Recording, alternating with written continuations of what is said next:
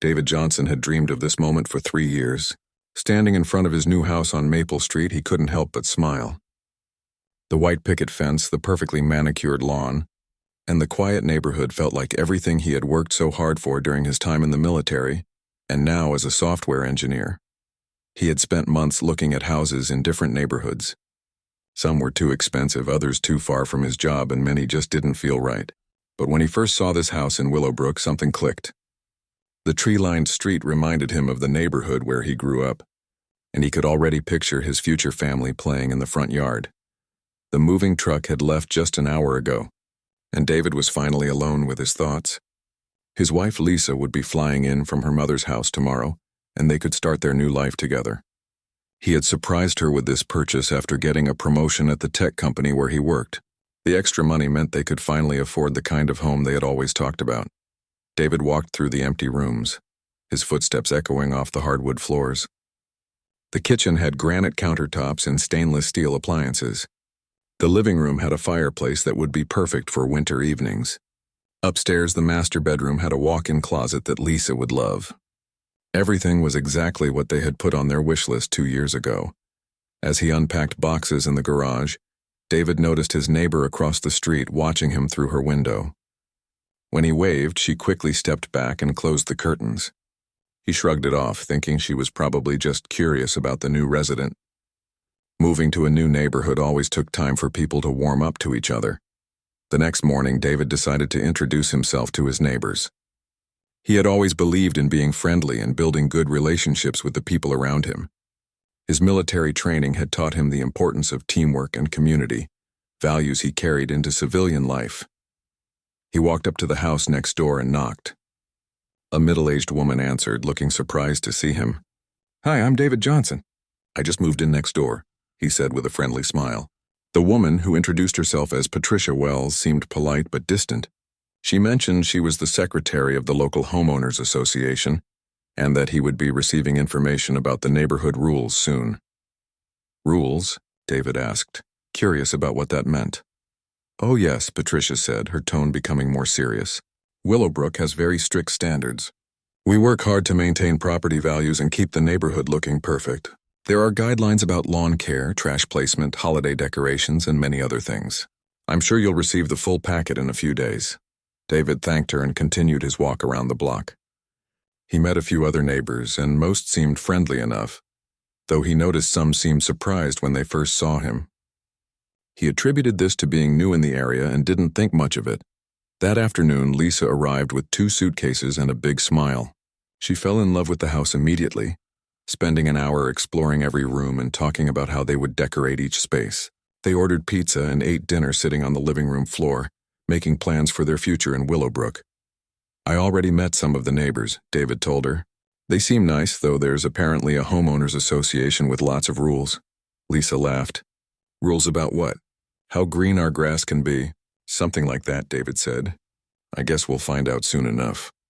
The next few days were busy with unpacking, setting up utilities, and getting settled. David noticed that trash pickup was on Thursdays, so he put his bins out Wednesday night like everyone else on the street. When he left for work Thursday morning, he saw that his bins were still full while everyone else's were empty. He called the waste management company, who told him that his service wouldn't start for another week due to paperwork delays. David left the bins by the curb, planning to bring them in when he got home from work. But when he returned that evening, there was an envelope taped to his front door. Inside was a formal letter from the Willowbrook Homeowners Association. It stated that leaving trash bins visible from the street outside of collection hours was a violation of community standards and that he owed a $50 fine. The letter was signed by Helen Crawford, the association president. David read the letter twice, confused. He had only left the bins out because he thought pickup was happening, and $50 seemed like a lot for such a minor issue, especially for someone who had just moved in and was still learning the rules. He decided to call the number on the letter to explain the situation. Helen Crawford answered on the 3rd ring, her voice crisp and businesslike. "Mrs. Crawford, this is David Johnson from 447 Maple Street. I received a letter about a trash bin violation, but I think there might be a misunderstanding." "Mr. Johnson," she replied, "the rules are very clear. Trash bins must not be visible from the street except during collection hours. David explained about the delayed service and how he had planned to bring the bins in that evening. I'm new to the neighborhood and still learning all the guidelines. Could we waive the fine this one time? There was a pause before Helen responded. The rules apply to everyone equally, Mr. Johnson. The fine stands. You should have read the community guidelines before placing bins on the street. But I haven't received any guidelines yet, David said. That's not the association's fault. Ignorance of the rules is not an excuse. Please send your payment within 10 days to avoid additional penalties. David hung up the phone feeling frustrated. $50 for a simple mistake seemed unreasonable, especially when he hadn't even received the official rules yet. Lisa suggested they just pay it and move on, but something about the interaction bothered David. Helen's tone had been cold and unwelcoming, very different from how he expected neighbors to treat each other. Over the weekend, David spent time working in his yard. He noticed that several other houses on the street had minor issues too. One neighbor had a small oil stain in their driveway. Another had Christmas lights still up even though it was February. A third had an overgrown hedge that partially blocked the sidewalk. But none of these houses had violation notices on their doors. On Monday, David received another envelope. This time it was a complaint about his lawn being improperly maintained. According to the letter, his grass was too long in some areas and too short in others, creating an uneven and unprofessional appearance that negatively impacts neighborhood aesthetics. David walked outside and looked at his lawn. It looked exactly like every other lawn on the street. He had even hired the same landscaping company that serviced 3 other houses nearby. Yet somehow his lawn was the only one receiving complaints. This second letter bothered him more than the first. It felt personal, like someone was specifically targeting him for problems that didn't actually exist. He took photos of his lawn and several neighbors' lawns, planning to present evidence if needed. That evening, David called his friend Robert, who was a real estate lawyer, to ask about homeowners association rules. They can be pretty strict, Robert explained, but they have to apply rules fairly to everyone. If they're singling you out for things they ignore in other residents, that's a problem. Document everything and keep records of all communications. David started keeping a file of every letter and taking photos of the entire neighborhood. He had a feeling this was just the beginning of his problems with the Willowbrook Homeowners Association. 2 weeks after the lawn complaint, David thought things might settle down. He had carefully maintained his property according to every rule he could find online about the neighborhood. His grass was the perfect height, his driveway was spotless, and he even bought new matching trash bins that he stored in the garage between collection days. But on Thursday morning, another letter appeared under his door. This time, the Homeowners Association claimed his mailbox was improperly positioned and painted in non-approved colors. David stared at the black mailbox that looked identical to at least 12 others on his street. The letter demanded he repaint it within 5 days or face a $100 fine. Lisa found David in the kitchen that morning, reading the letter with obvious frustration. "This is getting ridiculous," she said. "Maybe we should attend the next HOA meeting and address this directly." "I looked up when the meetings are," David replied. "They're held on weekday afternoons when most people are at work. And according to their website, new residents have to wait 6 months before they can speak at meetings." That weekend, David decided to be more proactive about meeting his neighbors. Maybe if people got to know him personally, these complaints would stop. He and Lisa baked cookies and walked around the neighborhood, introducing themselves properly. Most of their neighbors were friendly once they got talking. The Hendersons at the end of the street invited them in for coffee and shared stories about the neighborhood's history. The Garcias next door mentioned they had received a few HOA complaints over the years, but nothing as frequent as what David was experiencing. "You might want to talk to Tom Peterson," Mrs. Garcia suggested. "He lives 3 houses down and knows a lot about how the association works. He's also a veteran like you." David made a mental note to introduce himself to Tom soon. It would be nice to connect with someone who understood military life. But Monday brought a new surprise. David came home from work to find 2 men in official-looking uniforms standing in his driveway, taking pictures of his house. They wore dark blue shirts with badges and carried clipboards like police officers or security guards. "Excuse me," David called out as he got out of his car. "Can I help you?" The larger of the two men, who introduced himself as Officer Rodriguez, showed David an identification card. "We're with HOA enforcement. We're documenting violations for our report to the association board." "What violations?" David asked, genuinely confused. The second man, who called himself Officer Morrison, pointed to David's front yard. "Your garden hose is visible from the street, which violates aesthetic standards, and there's a small scuff mark on your driveway that needs to be addressed." David looked where Morrison was pointing. His garden hose was coiled neatly beside the house, barely visible unless someone was specifically looking for it. The scuff mark was a tiny spot where a delivery truck had braked while dropping off a package. "These seem like very minor issues," David said carefully. "And I haven't seen any enforcement officers visiting other houses on the street." Rodriguez's expression hardened. "We go where we're needed, sir. The association has received multiple complaints about this property." "Multiple complaints from who?" David asked. "That's confidential information," Morrison replied. "But I'd suggest you take these violations seriously. The association has the authority to take legal action against non-compliant residents." After the officers left, David felt a knot forming in his stomach. The whole interaction had felt intimidating and official, but something seemed off. He had never heard of HOA enforcement officers before, and their behavior seemed more aggressive than professional.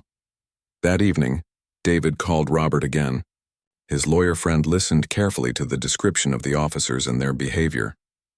"David, I've worked with dozens of homeowners associations, and I've never heard of any that have their own enforcement officers. Most HOAs use regular mail for violations and only involve lawyers for serious issues. This sounds suspicious." Robert advised David to research the men's credentials and find out if they actually had any legal authority. "In the meantime, don't let them onto your property without seeing proper identification and documentation of their authority." The next day, David tried calling the HOA office to ask about the enforcement officers. The phone number on their letters went to an answering machine that was always full. The association's website listed Helen Crawford as president, but provided no other contact information. David decided to visit Patricia Wells next door, since she had mentioned being the association secretary. Patricia seemed nervous when she answered the door and claimed she was too busy to discuss association business. But David noticed her glancing over his shoulder as if someone was watching. "Patricia, I just want to understand the process," David said. "I've received several violation notices, and now there are officers taking pictures of my house. This seems excessive for minor issues." Patricia lowered her voice. "Look, I can't say much, but Helen Crawford has been very concerned about maintaining property values. She's hired additional help to ensure compliance." "What kind of additional help?" Patricia glanced around nervously. "I really can't discuss this further. You should just try to follow all the rules exactly." That afternoon, Lisa came home upset. She had been in the front yard watering plants when the same two officers showed up again. This time they had blocked her from entering her own driveway, claiming they needed to inspect the property for new violations. "They made me feel like a criminal," Lisa told David. "When I said I lived here, they demanded to see identification to prove it. They took pictures of my license plate and wrote down my driver's license number." David felt his anger building. This was harassment, not legitimate enforcement of community rules. He decided it was time to take action. That evening, David researched HOA laws in their state. He learned that homeowners associations could enforce rules through fines and liens, but they couldn't detain people or demand identification like police officers. The behavior Lisa described sounded like impersonation of law enforcement, which was a serious crime. David also discovered that HOA enforcement typically involved written notices and hearings, not uniformed officers patrolling properties. The whole situation was beginning to feel like an elaborate intimidation scheme. On Friday, David received a certified letter that made his blood boil. The association was demanding immediate payment of $200 in accumulated fines for various violations over the past month. The letter listed infractions like excessive noise during evening hours and unauthorized modifications to property appearance, none of which David had actually committed. The letter also contained a new threat. If the fines weren't paid within 10 days, the association would begin eviction proceedings and hire additional enforcement personnel to ensure compliance. David read the letter 3 times, hardly believing what he was seeing. Eviction proceedings for homeowners association violations? Something was very wrong. He called Robert immediately, reading the entire letter over the phone. His friend's response was swift and clear. David, this is not how homeowners associations work. They can't evict you from a house you own. And $3,000 in fines for minor violations is completely unreasonable. Something illegal is happening here. Robert advised David to document everything and consider filing a police report about the fake officers. This sounds like someone is running a scam or trying to force you out of the neighborhood for personal reasons. That weekend, David and Lisa felt like prisoners in their own home. Every time they went outside, they wondered if the fake officers would show up again. The stress was affecting their sleep and their relationship with each other. David had worked hard his entire life to afford this house. He had served his country in the military and built a successful career in technology. The idea that someone was trying to force him out of his legally purchased home filled him with a determination he hadn't felt since his military days. On Sunday evening, David made a decision. He wasn't going to be intimidated anymore. If these people wanted a fight, he would give them one. But first, he needed to understand who was really behind this harassment and what their true motivations were. He also decided it was time to meet Tom Peterson, the veteran neighbor Mrs. Garcia had mentioned. If anyone could help him figure out how to handle this situation, it would be someone who understood what it meant to stand up for what's right.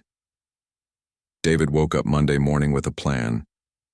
He had spent the weekend thinking about his situation, and he realized he needed allies in this neighborhood. The first person on his list was Tom Peterson, the veteran neighbor who lived 3 houses down. After work, David walked down Maple Street and knocked on Tom's door. A tall, broad-shouldered man in his 50s answered, with graying hair and alert eyes that immediately reminded David of his former commanding officers.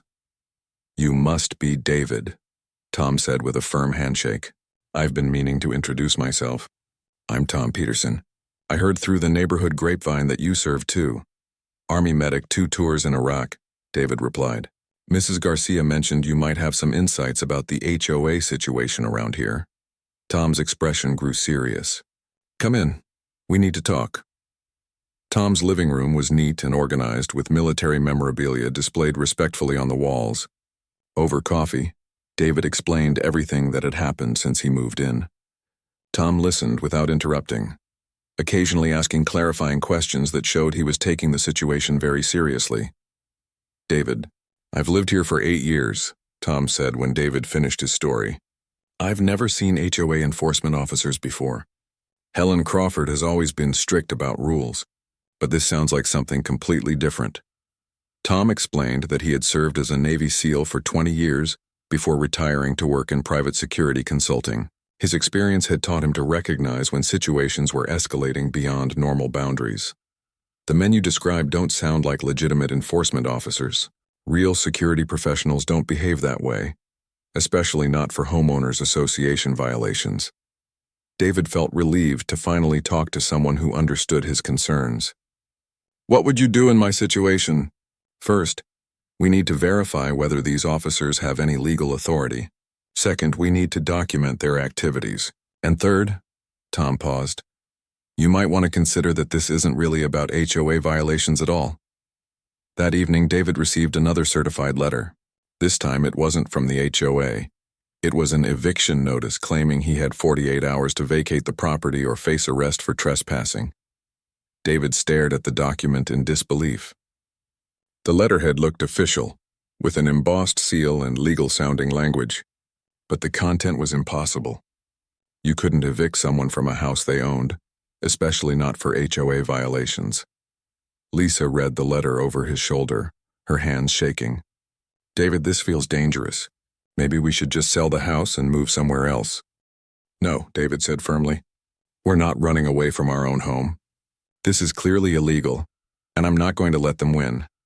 David called Robert immediately, sending photos of the eviction notice. His lawyer friend's response was swift and angry. "David, this is completely fraudulent. No one can evict you from a house you own over HOA violations. Someone is impersonating legal authorities, which is a federal crime. You need to call the police right now." But when David called the local police department, the response was disappointing. The desk sergeant seemed uninterested, suggesting it was a civil matter between neighbors and advising David to contact a lawyer. I have contacted a lawyer, David explained. He says this is criminal fraud and impersonation of legal authorities. Well, if you have a lawyer, then you don't need us, the sergeant replied dismissively. Call back if someone actually commits a crime on your property. David hung up feeling more frustrated than ever. The people who were supposed to protect citizens from harassment didn't seem interested in helping. The next morning, David decided to work from home. He had a feeling that the 48-hour deadline in the fake eviction notice wasn't chosen randomly. If these people were planning something, he wanted to be ready. Around 10 o'clock, David heard car doors slamming outside. Through his window, he saw Rodriguez and Morrison walking up his driveway, along with two other men he didn't recognize. All four wore the same official-looking uniforms and carried clipboards. David stepped outside to meet them, his phone ready to record the interaction. Mr. Johnson, Rodriguez called out, you've had 48 hours to vacate this property. Since you failed to comply, we're here to facilitate your removal. This is my house, David replied calmly. I own it legally and you have no authority to remove me from my own property. Morrison stepped forward aggressively. Sir, you're in violation of multiple homeowners association rules and have failed to pay required fines. The association has legal authority to reclaim this property. Show me your credentials, David demanded. Show me the legal documents that give you this authority. The four men exchanged glances. Rodriguez pulled out the same identification card he had shown before. But when David asked to examine it closely, Morrison intervened. You don't get to question our authority, Morrison said, moving closer to David. You need to start packing your belongings, or we'll have to take additional measures. What kind of additional measures? David asked, still recording. Whatever measures are necessary to enforce compliance, one of the new men replied. David felt the situation escalating dangerously. These men were clearly trying to intimidate him into abandoning his own home, but they had no legal right to do so. He also noticed they seemed nervous about being recorded and hadn't produced any legitimate documentation. I'm not leaving my house, David said clearly. If you don't leave my property immediately, I'm calling the police. Morrison laughed harshly. Go ahead, call them. We already spoke with local law enforcement about this situation. David felt a chill. Had these men somehow convinced the police that their actions were legitimate, or were they bluffing to make him feel more isolated and helpless? You have 5 minutes to start packing, Rodriguez announced. After that, we'll consider you to be trespassing and take appropriate action. David stepped back toward his house, his mind racing. He needed help, but he wasn't sure who to call. The police had been dismissive. His lawyer was 3 hours away, and most of his neighbors seemed either scared or complicit. Then he remembered Tom Peterson. If anyone would know how to handle this situation, it would be a former Navy SEAL with security experience. David quickly sent Tom a text message. Need help now. 4 fake officers trying to force me out of my house. Can you see my driveway from your window? The response came back immediately. On my way. Don't let them inside your house. While waiting for Tom, David continued recording the 4 men as they discussed their next steps.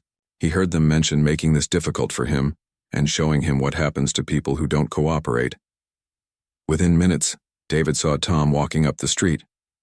But Tom wasn't alone. He was accompanied by 5 other men, all walking with the same confident, purposeful stride that David recognized from his military days. Rodriguez noticed the approaching group and nudged Morrison. Looks like we have company, he muttered.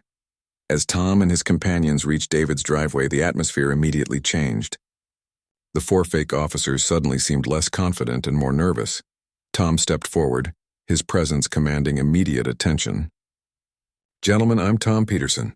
I live down the street, and I couldn't help but notice some kind of disturbance here. This is none of your business, Morrison replied, but his voice had lost its earlier aggression. Actually, Tom said calmly, when someone is harassing my neighbor, it becomes my business, especially when that neighbor is a fellow veteran. Tom introduced his companions, Mike Santos, a federal marshal, Kevin Thompson, a police detective, James Washington, a fire captain, Robert Chen, a security consultant, and Anthony Martinez, a private investigator. David felt a wave of relief. Tom had brought professionals who actually had real authority and experience dealing with situations like this. Detective Thompson stepped forward, showing his badge. I'd like to see some identification from all of you, he told the 4 fake officers. And I'd like to understand exactly what authority you believe you have here. Rodriguez and Morrison exchanged nervous glances. For the first time since David had met them, they seemed uncertain and defensive.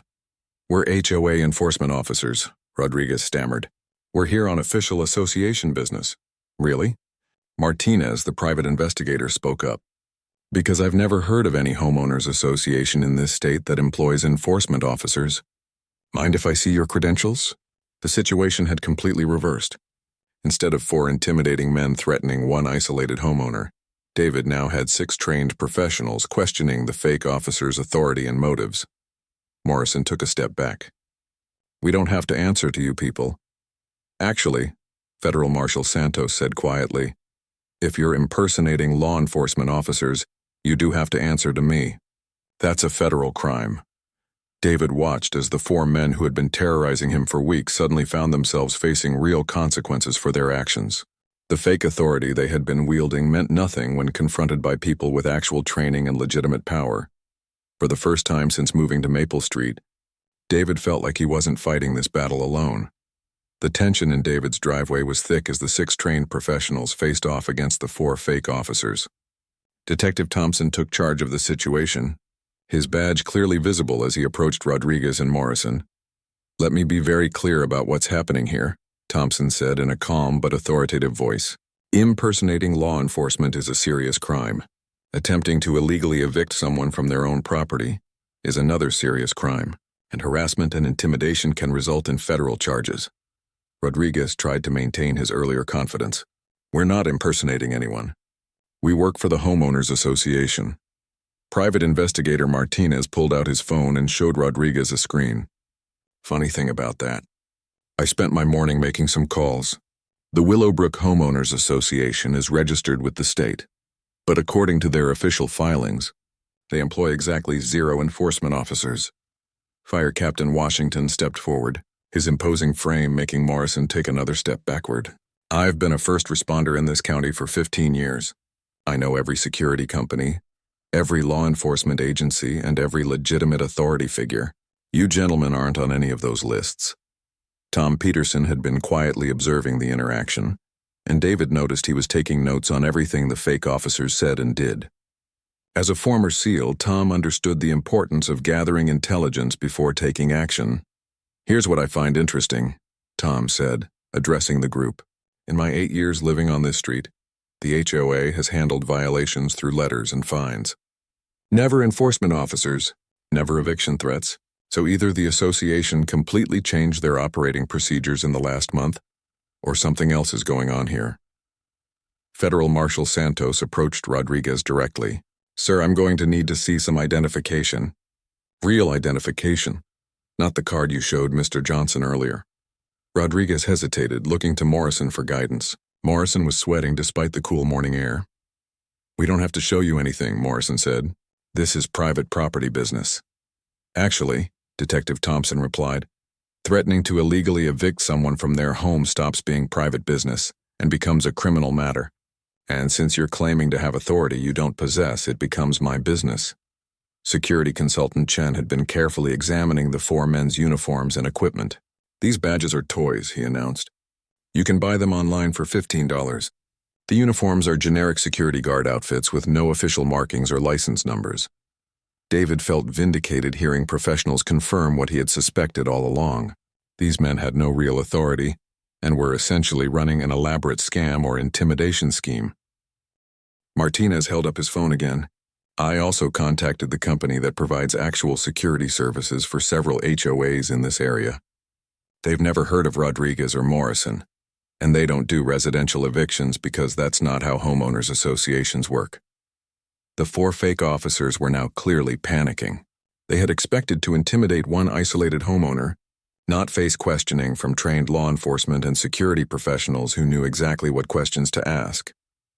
"Look," Rodriguez said, his voice losing all its earlier authority, "maybe there's been some misunderstanding here."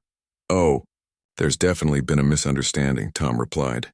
"You misunderstood how far you could push someone before the community would step in to help." Detective Thompson was taking official notes now. "Gentlemen, I'm going to need all of your real names and identification. This investigation is going to continue whether you cooperate now or not." Morrison made a sudden decision. "We're leaving," he announced. "This has gotten out of hand." "Actually, you're not leaving until we get some answers," Federal Marshal Santos said firmly. "We have reports of impersonation of federal officers, harassment, fraud, and attempted illegal eviction. Nobody's going anywhere until we sort this out." David watched in amazement as the 4 men who had terrorized him for weeks suddenly found themselves detained by real law enforcement. It was like watching bullies discover that their victims had older brothers who knew how to fight back. Fire Captain Washington used his radio to call for backup from the local police department. "This time they'll have to take this seriously," he told David. "When a federal marshal and a detective request assistance, it's not a civil matter anymore." While they waited for additional law enforcement to arrive, Private Investigator Martinez continued his research on his phone. "This is interesting," he said. "Helen Crawford, the HOA president, has been involved in similar complaints at 3 other neighborhoods over the past 5 years. Always targeting specific residents, always escalating to harassment." Tom Peterson looked at David with understanding. "This wasn't random, was it? They targeted you specifically from the moment you moved in."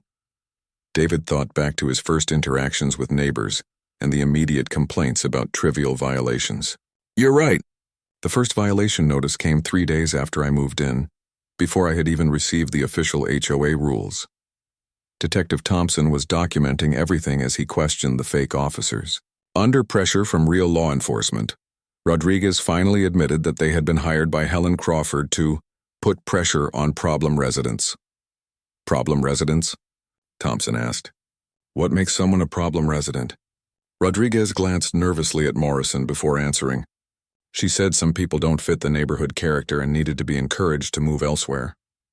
The implications of that statement hit everyone immediately. Security consultant Chen shook his head in disgust. "So this is about discrimination, not HOA violations." When the local police arrived, they found a very different situation than they had expected. Instead of a civil dispute between neighbors, they discovered evidence of criminal harassment, fraud, and civil rights violations. The lead officer, Sergeant Williams, took one look at the federal marshal and detective already on scene and immediately called for additional backup and supervisors.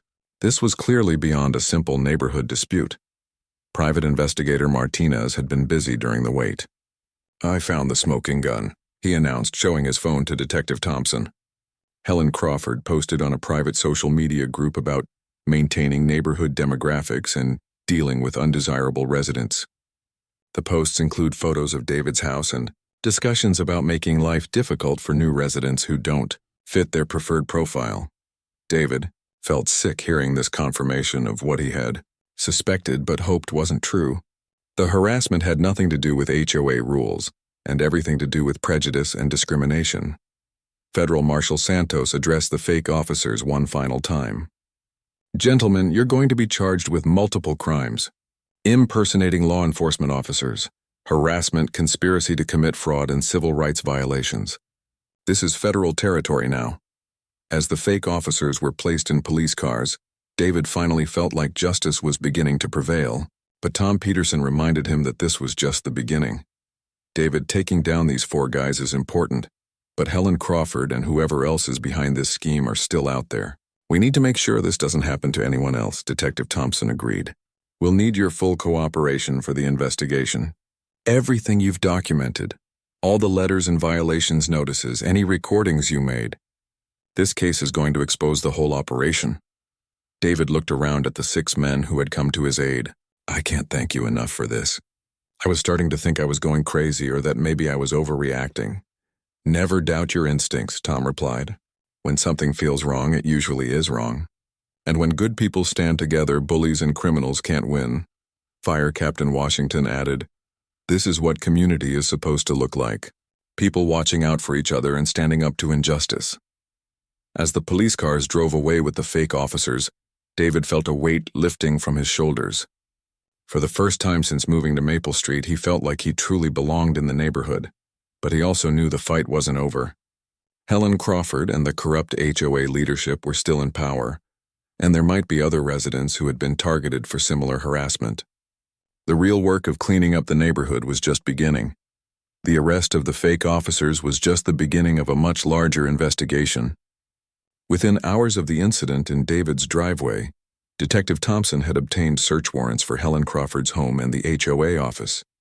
What they found exceeded everyone's expectations. Private investigator Martinez worked through the night, following digital trails and connecting pieces of evidence. By morning, he had uncovered a sophisticated scheme that went far beyond simple harassment. Helen Crawford had been running a targeted campaign against specific residents, using fabricated violations and intimidation tactics to force them to sell their homes below market value. She's been doing this for years, Martinez explained to David and Tom over coffee the next morning. The fake officers were just the latest escalation. She started with excessive fines and harassment letters, then moved to property damage and now fake evictions. The investigation revealed that Helen had financial connections to a real estate investment company that specialized in buying homes at below-market prices in upscale neighborhoods. Every resident who had been harassed into selling had seen their property purchased by this same company within weeks of moving out. Detective Thompson called David with updates throughout the week. We found records of 12 families who were targeted over the past 3 years. All of them eventually sold their homes and moved away. Your case is the first time anyone fought back successfully. Federal Marshal Santos had taken over the civil rights portion of the investigation. The evidence of discriminatory targeting was overwhelming, with documented patterns showing that Helen Crawford consistently targeted families who didn't match her preferred neighborhood demographics. This goes beyond local harassment, Santos explained during a meeting at Tom's house. When you use intimidation and fraud to force people out of their homes based on race or ethnicity, that's a federal hate crime. Helen Crawford is looking at serious prison time. The 6 professionals who had helped David had become close friends in the days following the confrontation. They met regularly to coordinate their assistance with the investigation and to plan how to prevent similar situations in other neighborhoods. Fire Captain Washington had been researching HOA corruption in surrounding areas. This isn't an isolated incident, he reported. There are at least 6 other neighborhoods where similar patterns of harassment have been reported. Helen Crawford might be part of a larger network. As word spread about the investigation, other former Willowbrook residents began coming forward with their own stories. David was shocked to learn how many families had been driven away by tactics similar to what he had experienced. Patricia Wells, the HOA secretary who had seemed nervous during David's earlier conversation, finally agreed to cooperate with the investigation. She revealed that she had been documenting Helen's illegal activities for months but had been too afraid to speak up. Helen threatened my family, Patricia explained. She said if I didn't support her decisions, my house would be next on the list for violations. I knew what she was doing was wrong, but I was scared. With Patricia's testimony and documentation, the case against Helen Crawford became airtight. She was arrested 2 weeks after the fake officers, charged with conspiracy, fraud, civil rights violations, and racketeering. The arrest made local news, and David found himself reluctantly in the spotlight as the homeowner who had stood up to HOA corruption. Reporters wanted to interview him, but Tom advised him to let the legal process play out before speaking publicly. Your courage in fighting back is what broke this case open, Tom told him. But the real victory will be making sure this doesn't happen to other families. Detective Thompson worked with community leaders to reform the Willowbrook HOA completely. Helen Crawford was removed from all positions, and new leadership was elected with transparency and fairness as their primary goals. The reformed HOA board included David, Tom, and several other residents who were committed to preventing future abuse. Their first action was to review and eliminate discriminatory policies and to establish clear appeal processes for any future violations. Private investigator Martinez used his findings in the Willowbrook case to assist authorities in other jurisdictions. The real estate investment company that had been buying targeted homes was shut down, and several of its executives faced criminal charges. You've helped break up a scheme that affected dozens of families across multiple states, Martinez told David. Your refusal to be intimidated saved a lot of people from going through what you experienced. The 4 fake officers pleaded guilty to multiple charges and received prison sentences ranging from 2 to 5 years. Rodriguez and Morrison also provided testimony against Helen Crawford. revealing the full extent of her operations. Security consultant Chen used his experience from the case to develop training programs for law enforcement about HOA fraud and fake enforcement officers. Most police departments don't know how to recognize these schemes, he explained. Education is key to preventing future victims. 6 months after the confrontation in his driveway, David felt like he was finally living in the neighborhood he had originally dreamed of. The reformed HOA focused on genuine community building rather than harassment and control. The annual neighborhood block party, which had been canceled for 3 years under Helen's leadership, was reinstated. David and Lisa hosted the event in their backyard, with Tom and his fellow veterans serving as the planning committee. "It's amazing how different this place feels now," Lisa said, as she watched neighbors laughing and sharing food together. "It's like we're finally part of a real community." Federal Marshal Santos retired from government service and started a nonprofit organization dedicated to helping homeowners fight HOA abuse. Tom, Detective Thompson, and the other veterans who had helped David became founding board members. "What happened to you shouldn't happen to anyone," Santos told David at the nonprofit's launch event. "But your willingness to fight back has created resources to help other families in similar situations." The Willowbrook case became a model for other communities dealing with HOA corruption. Legal experts used it as an example of how federal civil rights laws could be applied to housing discrimination, even when it occurred through homeowners associations. Private investigator Martinez published a guidebook for residents facing HOA harassment, using David's experience as a case study. The book became a resource for families across the country who were dealing with similar problems. Detective Thompson was promoted to sergeant and assigned to lead a new task force focused on residential fraud and intimidation schemes. "The criminals who target homeowners often think their victims are isolated and helpless," he said. David's case proved that's not always true. A year after moving to Maple Street, David reflected on everything that had happened. The harassment and intimidation had been terrifying at the time, but fighting back had led to friendships and community connections he never could have imagined. "I almost let them drive me away from my own home," David told Tom during one of their regular morning walks around the neighborhood. "I'm glad I decided to stand and fight instead." Tom smiled, remembering the scared and isolated man who had knocked on his door asking for help. "You didn't just stand and fight for yourself. You stood and fought for everyone who comes after you. That's what real courage looks like." The 6 veterans had become David's closest friends, gathering regularly for barbecues and family dinners. Their children played together in yards that were now welcoming rather than watched by hostile observers. Helen Crawford was eventually sentenced to 8 years in federal prison in order to pay restitution to all the families who had been targeted by her schemes. The real estate investment company was forced to pay millions in damages and lost their business licenses. David kept a photo from the day of the confrontation on his desk at work. It showed him standing with Tom and the 5 other veterans who had come to his aid. Below it was a small plaque that read, "When good people stand together, justice prevails." The house on Maple Street had become everything David had dreamed it would be when he first saw it. But more than that, it had become proof that ordinary people could fight back against injustice and win, especially when they had the courage to ask for help and the wisdom to stand together. Every time David pulled into his driveway, he remembered the feeling of helplessness he had experienced during those dark weeks of harassment, but he also remembered the feeling of hope when Tom Peterson walked up his driveway with 5 trained professionals who were willing to stand up for what was right.